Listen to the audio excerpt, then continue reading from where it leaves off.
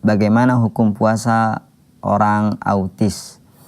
Ya, orang yang autis maksudnya mungkin orang yang terbelakang mental, ya, mengalami keterbelakangan mental. Dalam hal ini para ulama memasukkannya dalam golongan orang-orang yang tidak sampai kepadanya dakwah Islam. Bagaimana itu? Karena mereka akalnya tidak bisa memahami dakwah Islam. Oleh karenanya para ulama memasukkan mereka kepada orang-orang yang tidak sampai kepada mereka dakwah Islam.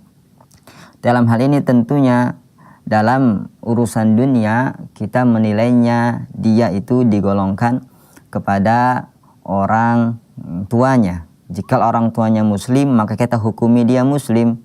Kalau orang tuanya kafir maka hukumi dia kafir. Seperti itu. Karena dia tidak bisa memahami dakwah Islam maka digolongkan seperti itu, seperti anak kecil, yang tidak balik, yang tidak berakal. Oleh karenanya digolongkan kepada orang tuanya. Jikalau orang tuanya muslim maka kita perlakukan anak kecil sebagaimana muslim. Jikalau meninggal kita mandikan, kita sholati dan lain sebagainya. Adapun kafir maka tidak seperti itu. Sama juga dengan masalah puasa. Masalah puasa, pembebanan syariat dalam Islam itu disyaratkan harus balik, berakal, muslim. Nah, sedangkan orang yang autis itu mengalami keterbelakangan mental, tidak bisa memahami dakwah Islam, tidak mungkin sampai kepadanya perintah puasa. Salat aja tidak. Bagaimana dengan puasa? Jadi masuk ke dalam kategori orang yang tidak wajib melaksanakan puasa.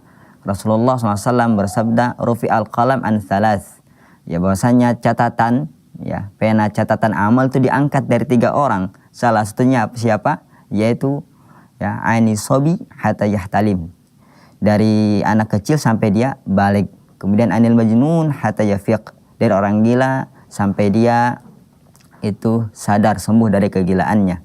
Kemudian yang terakhir anin naim hatta yastaiqil, orang yang tidur sampai dia terbangun dari tidurnya. Dari hadis ini bisa kita simpulkan bahwasanya orang yang tidak balik, tidak berakal, ya maka tidak diwajibkan kepadanya hukum Islam termasuk puasa. Wallahu a'lam.